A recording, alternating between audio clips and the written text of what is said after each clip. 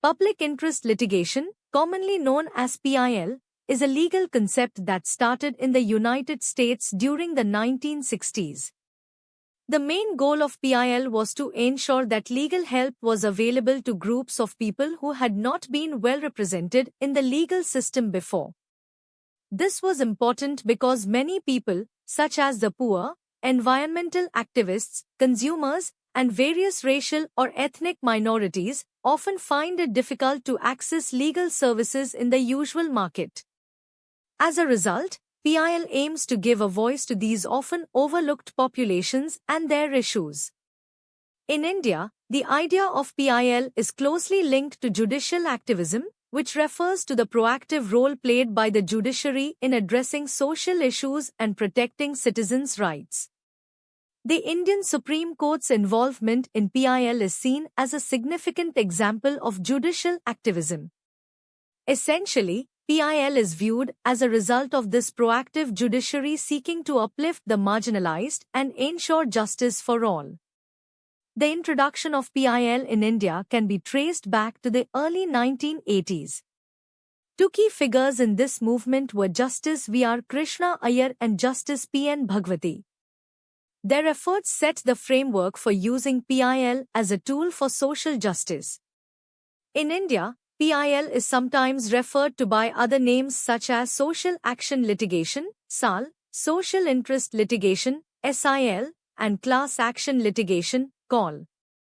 Each of these terms highlights a slightly different focus, but they all seek to address issues of public concern and promote social welfare. PIL operates under the premise that a citizen can approach the court on behalf of those who are unable to represent themselves. This can be for a range of issues, including environmental concerns, human rights violations, and social injustices.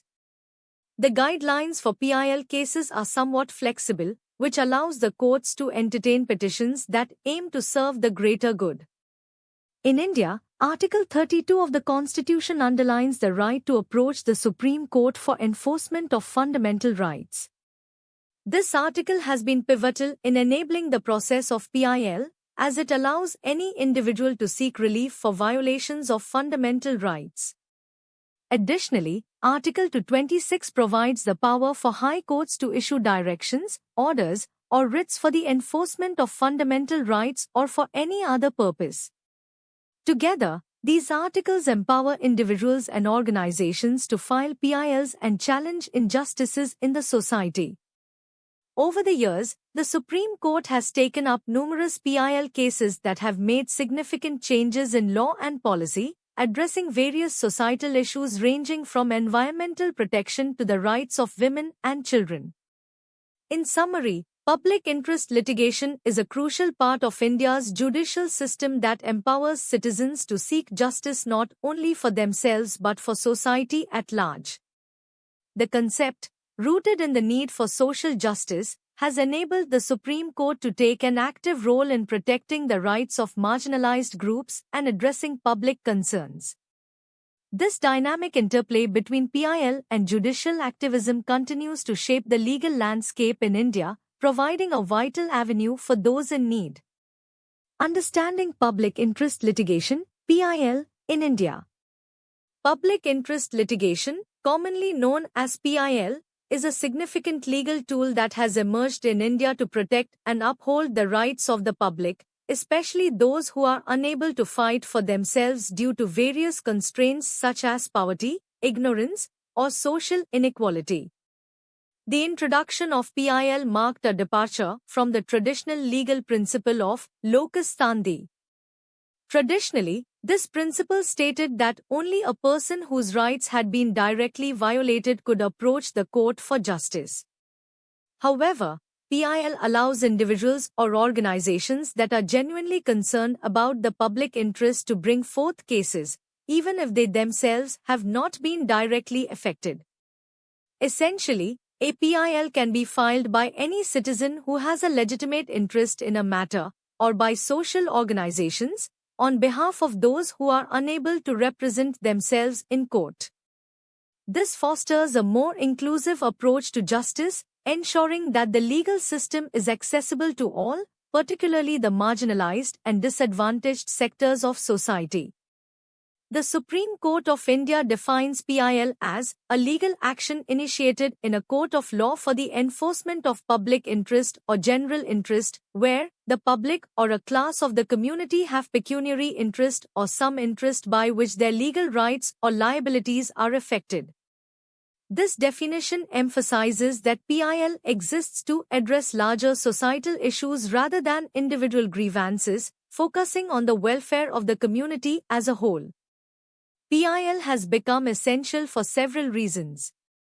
Firstly, it upholds the rule of law, ensuring that laws are applied fairly and justly. Secondly, it facilitates better access to justice for those who might otherwise be unable to pursue cases due to a lack of resources or legal knowledge. Lastly, PIL plays a crucial role in the meaningful realization of fundamental rights as enshrined in the Indian Constitution, particularly under Articles 14, right to equality, 21, right to life and personal liberty, and 32, right to constitutional remedies.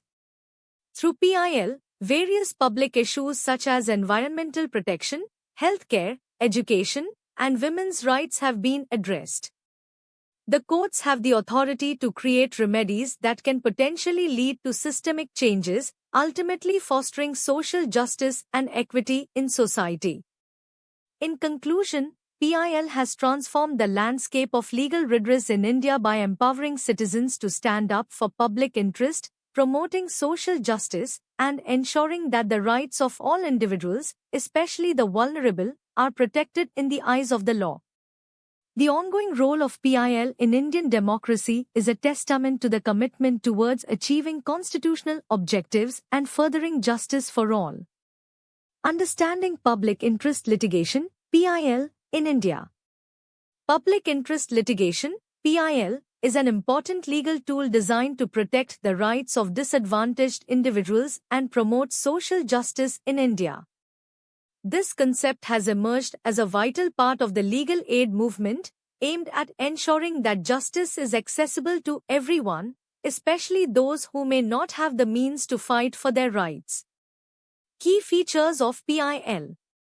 One of the main features of PIL is that it is fundamentally different from traditional litigation, which usually involves a conflict between two parties. In ordinary cases, one person makes a claim against another, and the court's role is to decide which party is right based on the evidence presented. In contrast, PIL focuses on issues that affect the wider community rather than just individual disputes. It aims to raise awareness of violations of constitutional and legal rights that many people, particularly the poor and marginalized, face but often cannot address themselves due to their circumstances. PIL seeks to ensure that the violations of rights, especially those affecting large groups of people who may be poor or socially disadvantaged, do not go unnoticed. This form of litigation emphasizes that the legal system should proactively seek solutions to public issues rather than simply reacting to individual complaints. Collaboration for justice.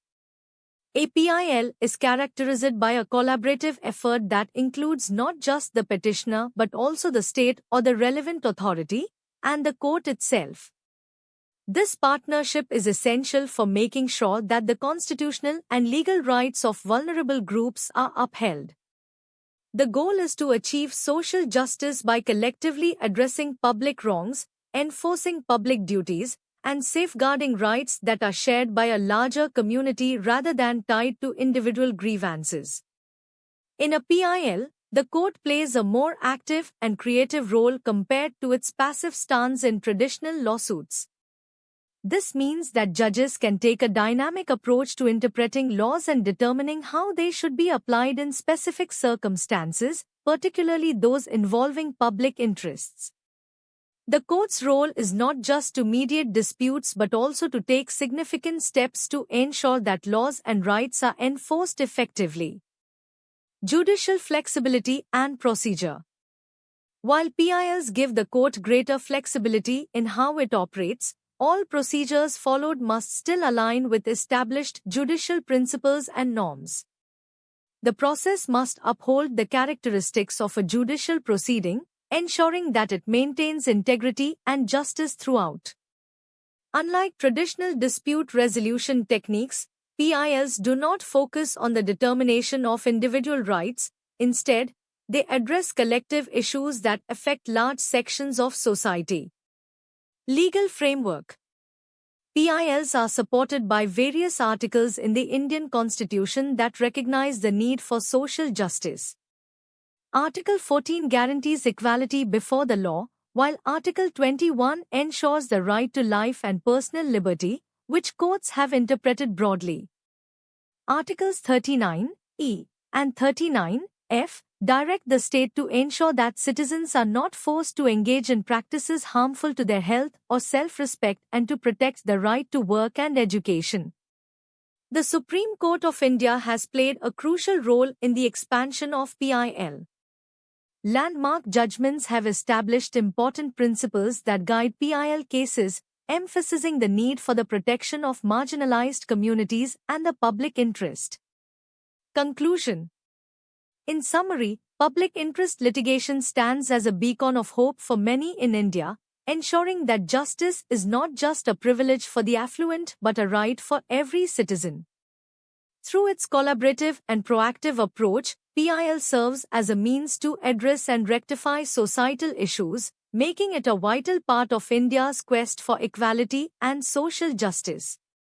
Scope of public interest litigation, PIL, in India.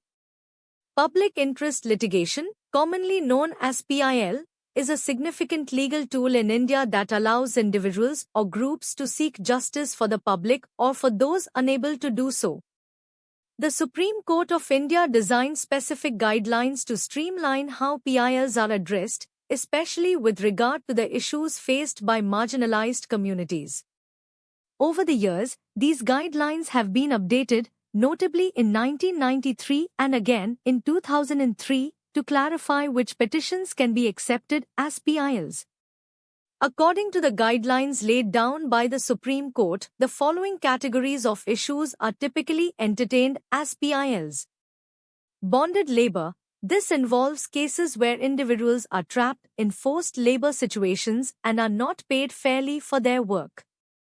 These petitions aim to protect the rights of such workers. Neglected children. Issues regarding the welfare of children who are abandoned or neglected are taken seriously. Such petitions seek to ensure proper care and protection for vulnerable children. Unpaid minimum wages. Complaints regarding workers who are not paid the minimum wages or are exploited fall under this category. This is important for the protection of labor rights. Petitions from jails. Various issues can be raised from prisoners, including complaints about harassment, requests for early release, issues of death or health problems in jail, and matters regarding their legal rights to a speedy trial. Police misconduct. Petitions against police behavior, such as refusing to register a complaint or harassment, are also considered as PILs. These cases often involve rights violations and call for accountability. Atrocities against women. This includes serious crimes such as harassment of brides, domestic violence, rape, murder, and kidnapping. Such petitions address the urgent need for justice for women facing violence. Rights of marginalized groups. Complaints regarding harassment or torture faced by individuals from scheduled castes, scheduled tribes, and economically disadvantaged classes are taken up to ensure their protection. Environmental issues. This encompasses a wide range of concerns, such as pollution, ecological disturbances, food adulteration, and the preservation of cultural heritage and wildlife.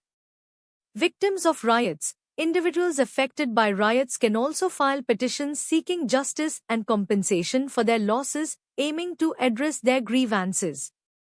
Family pension issues. This includes matters related to the receipt of pensions for family members of deceased employees. On the other hand, certain types of petitions are generally not accepted as PILs, which include landlord-tenant disputes. disagreements between landlords and tenants are treated as personal matters rather than public interest issues. Employment-related matters, complaints concerning service rights, pensions, or gratuities typically do not qualify for PIL consideration. Complaints against government departments, general grievances against government bodies, unless related to the specified categories above, are not accepted as PILs. Admission to educational institutions. Issues relating to the admission process in educational settings are also excluded from PILs. Requests for expedited legal hearings, petitions asking for quicker hearings of existing cases in other courts are usually not accepted as PILs. The framework for PILs is implicitly guided by several articles of the Indian Constitution, notably Article 21, which guarantees the right to life and personal liberty. This allows courts to ensure that justice is accessible for all, particularly for those who are less privileged. By creating a platform for addressing these issues, PILs serve as a powerful means for social justice in India, giving a voice to the voiceless and driving significant legal reforms across the country. Principles of Public Interest Litigation, PIL, in India. Public interest litigation, commonly known as PIL, is an important aspect of the Indian legal system that allows individuals or groups to seek justice on behalf of those who are unable to do so themselves. The Supreme Court of India has developed several principles regarding PILs to ensure that the rights of disadvantaged individuals are protected. Firstly, under Articles 32 and 26 of the Indian Constitution, any person who is genuinely concerned about the welfare of underprivileged individuals can file a petition. This means that even if the petitioner is not directly affected, they can approach the court on behalf of those who lack the resources or capability to seek justice themselves. The court is tasked with safeguarding the fundamental rights of these vulnerable groups and directing the state to live up to its constitutional promises. Secondly, when matters of public significance arise, such as when many people's fundamental rights are being infringed upon, the Supreme Court may accept letters or telegrams as PILs. In these cases, the court can simplify procedural requirements, making it easier for concerned individuals to bring issues to light without getting bogged down by complex legalities. Another key principle is that the court will intervene when large groups of people are suffering injustice.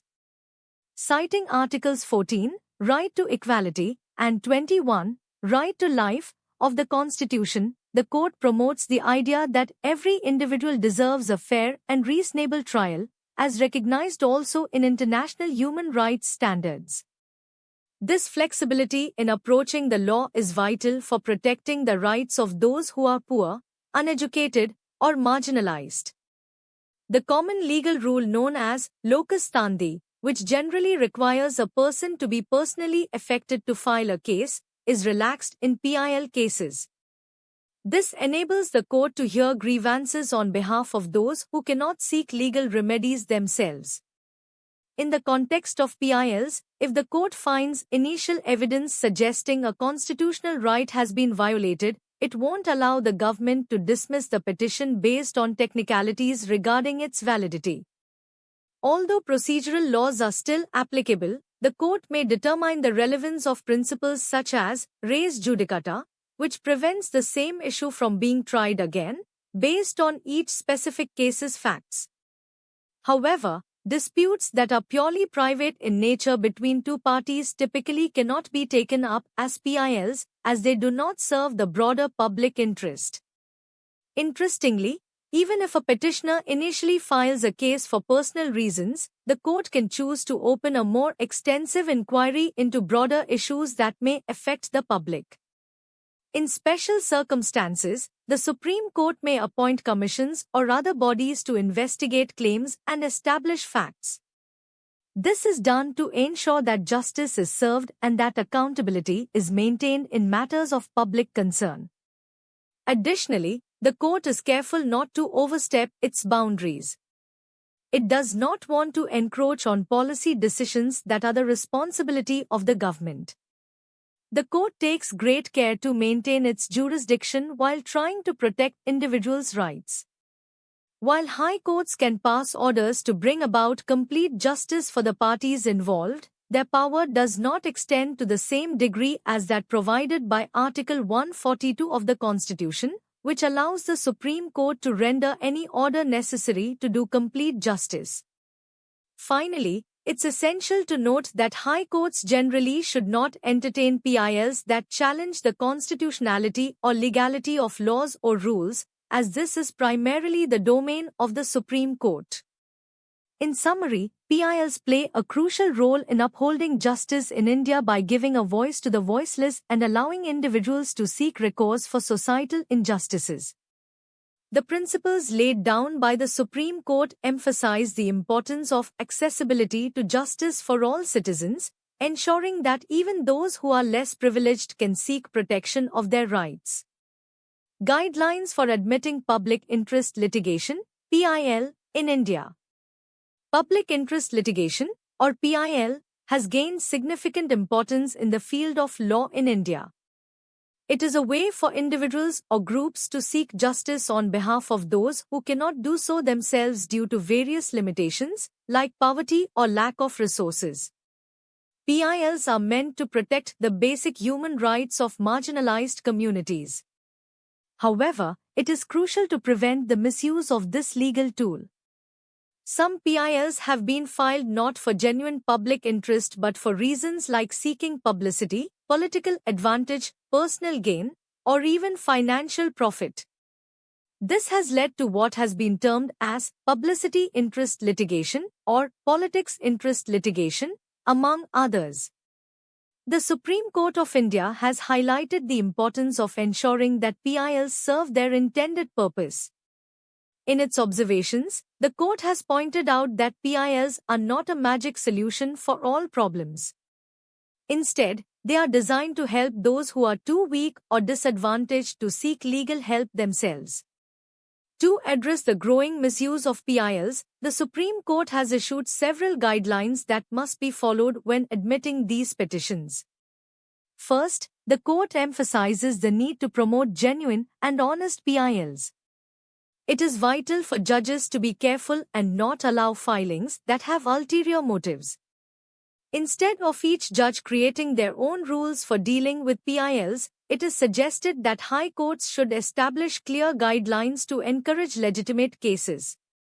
This would provide a consistent approach across the legal system.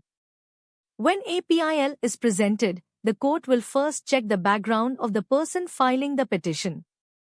This is to confirm their credibility and ensure that they are truly representing a public interest. Before taking up a case, the court must also be satisfied with the validity of the claims made in the petition. A crucial aspect is that there must be substantial public interest involved, otherwise, the PIL should not be entertained. Additionally, the court should prioritize petitions that address serious public issues, particularly those that require urgent attention. Any PIL that is meant to rectify genuine public harm or injury will take precedence over others. The goal here is to ensure that the legal process is utilized correctly and effectively. It is equally important to check that there are no personal gains or hidden motives behind the filing of a PIL. If it appears that a person is filing a PIL for selfish reasons or other unrelated purposes, the court is encouraged to impose penalties. This could mean requiring the petitioner to pay costs or finding other innovative ways to discourage frivolous or inappropriate filings. In India, the practice of PIL is supported by various articles in the Constitution, particularly Articles 14, Right to Equality, 21, Right to Life and Personal Liberty, and 32, Right to Constitutional Remedies. These articles underline the right of individuals to seek justice and the responsibility of the state to protect citizens against injustice, especially for vulnerable groups. The Supreme Court's guidelines aim to refine the scope and effectiveness of PIL, ensuring that it remains a powerful tool to uphold social justice while curbing its misuse. By following these guidelines, the judicial system can maintain the integrity of PILs, ensuring they serve their intended purpose of protecting public interest rather than being exploited for personal agendas.